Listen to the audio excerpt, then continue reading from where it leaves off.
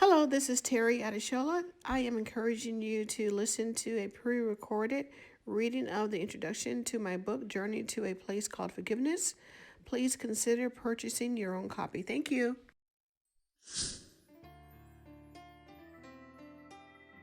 This is the introduction. I lay restless in my bed that night as I attempted to sleep and as my 7-year-old son and 3-year-old daughter slept in their rooms. The house was quiet and dark. As I turned slightly in bed, I realized my husband wasn't home yet, and I wondered what time it was.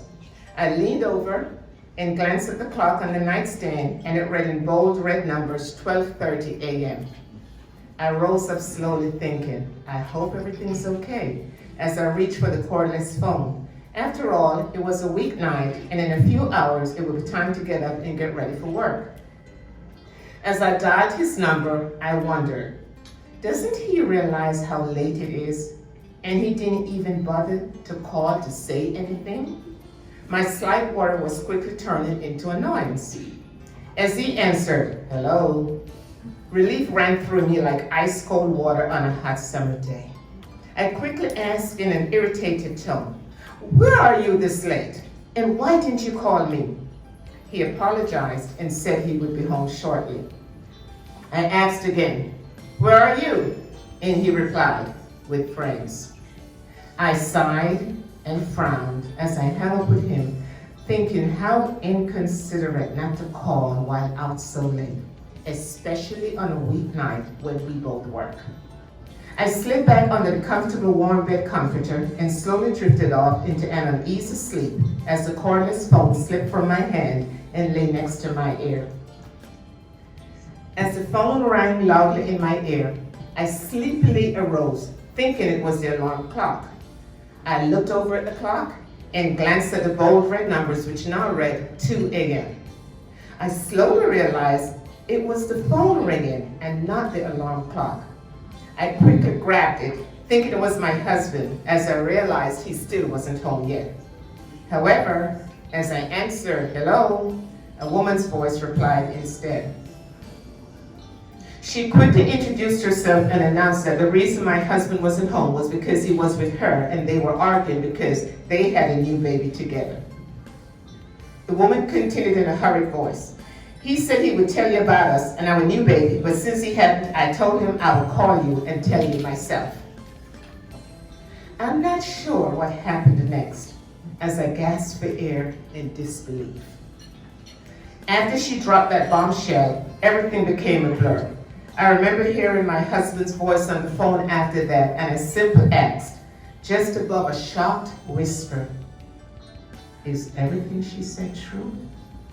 He paused and responded emotionlessly, yes, it's true. I can't remember how our phone conversation ended in those early morning hours after receiving the news. I remember feeling completely numb and absolutely stunned. I sat up in bed now because sleep had completely disappeared. I didn't know what to think. I was speechless and shocked beyond belief. A sharp pain pierced my heart. My heart actually ached. So there really was something called heartache, I thought. Because at that moment, my heart hurt and the pain was beyond anything I'd ever experienced. It was as though I couldn't breathe. I felt as though all the air had been sucked completely from me. I felt nauseous and physically sick. As I sat up in bed and stared into the darkness, I cried quietly, not sure what I should do next. I looked around the room until my gaze rested on the alarm clock again, and I stared at it as if somehow hoping I would receive instructions regarding what to do next. I thought to myself, this is it. My marriage is over. It's finished. This is the end. Then I reasoned, where will I go? And what about my children?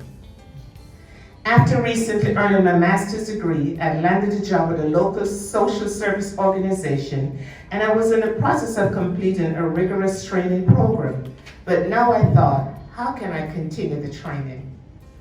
I further reasoned very shortly I must get up and get ready for work and the children ready for school and daycare. But how can I do this today? As the tears flowed down my face, I argued with myself, and my thoughts swirled around my head like a pendulum. I can't do this. I'm not strong enough to handle this. People at work will know something is wrong. I won't be able to hide my pain. I won't be able to pretend. There's nothing wrong. My mind raced from one thing to another. Then I heard my husband's car pull into the driveway and the sound of the garage doors open with a slow groan. I looked over at the clock again, and this time the bold red numbers read 4:30 a.m. I stumbled out of bed and ran to the bathroom. I thought, I can't face him now because I can't trust him. How will I react? I closed the bathroom door, turned the shower on, quickly undressed, and entered the shower. I don't know how long I stood there in the shower under the vibrating jet stream of water, or how long it took him to walk up those stairs, but eventually I heard the bathroom door open and close slowly as he entered and quietly whispered my name. I answered back just above the shower noise as the warm tears began flowing freely down my damp face again. How could you do this to me? I demanded. Why did you let this happen? I then blurted out angrily, this marriage is over. Our marriage has been a lie, and this is a joke. Why did you let this happen? I yelled again. I then shouted impulsively, I hate you.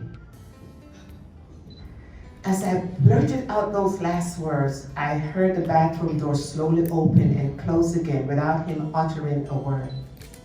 As I stood in the shower and allowed the warm water to soak my face and body, I hoped the longer I stood there, the duller the pain would become. At that moment, my whole body ached, especially my head and my eyes. My eyes burned and were sore from the constant stream of tears that flowed effortlessly down my face. And I felt as though someone hit me on my head with a hard object because my head throbbed with pain. Then all of a sudden, I felt this sudden rush of panic grip me as I experienced this terrible sense of complete helplessness, hopelessness, and anger beyond words.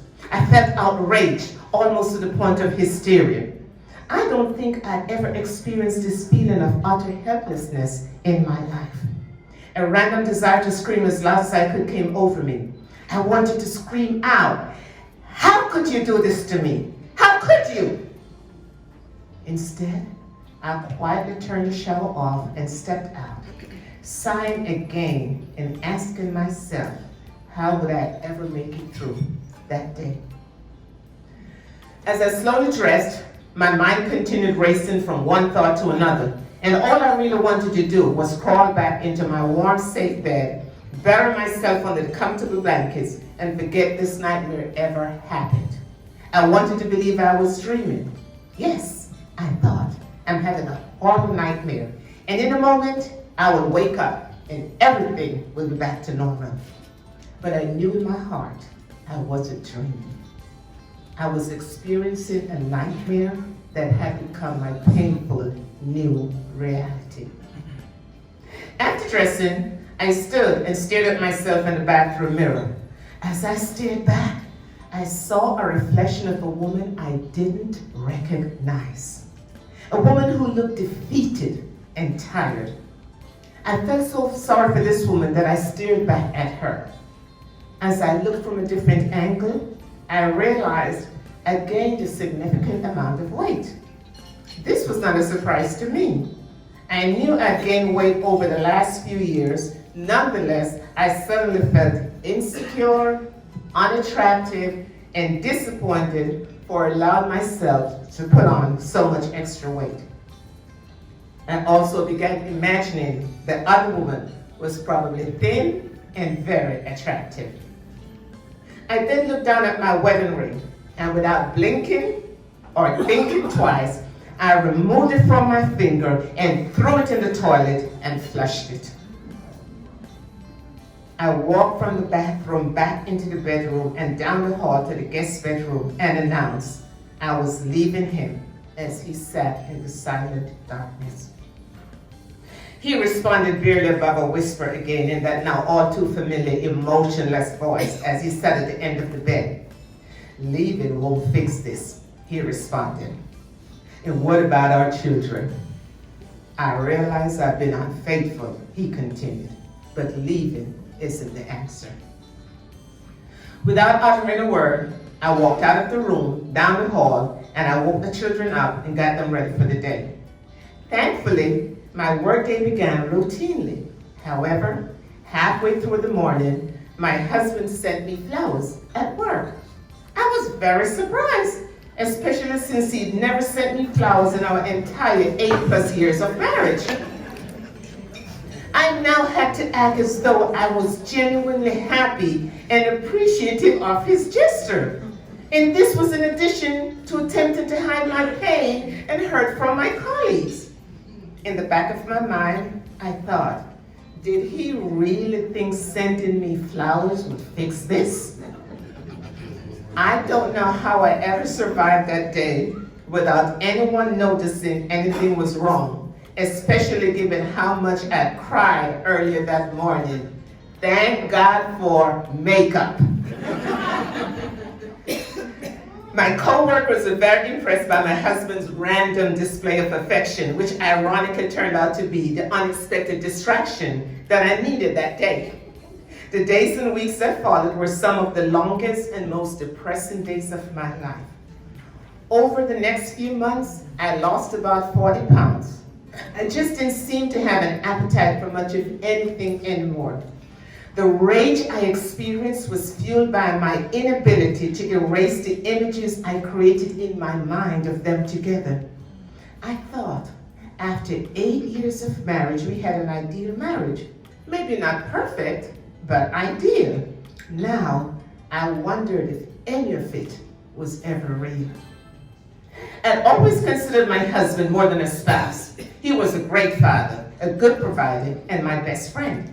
Therefore, I rested in the belief that because we were such good friends, he could never betray me. And because I believed he was my best friend, I didn't think he could ever be unfaithful to me. Ever.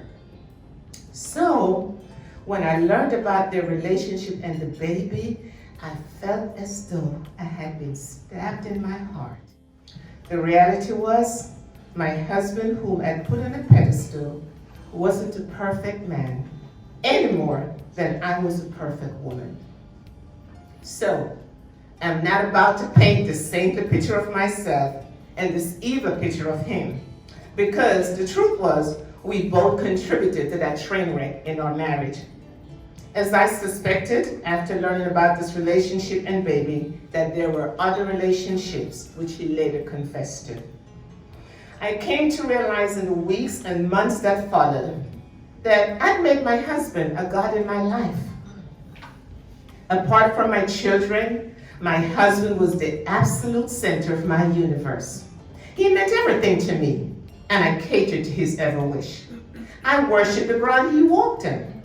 I learned much later I'd given him a sacred place in my heart that only God, the eternal King of glory, should occupy. I believe every human being has a place within them reserved only for God. However, because I didn't understand that at the time, I gave my husband a part of me that should have been given to my Creator, Savior, and Redeemer only. I gave him a space no human should ever occupy, and I paid dearly for that. In addition, because I was very trusting and gullible, I never questioned my husband. Whatever he said was the gospel. Therefore, I didn't hold him accountable as a husband, father, or friend. Subsequently, I paid an expensive price for having blind trust with no accountability from him. I thought he was all I needed to feel complete and whole. Oh, how wrong I was. Dear reader, please join me. Receive emotional healing and spiritual awakening as we journey to a place called forgiveness. Wow.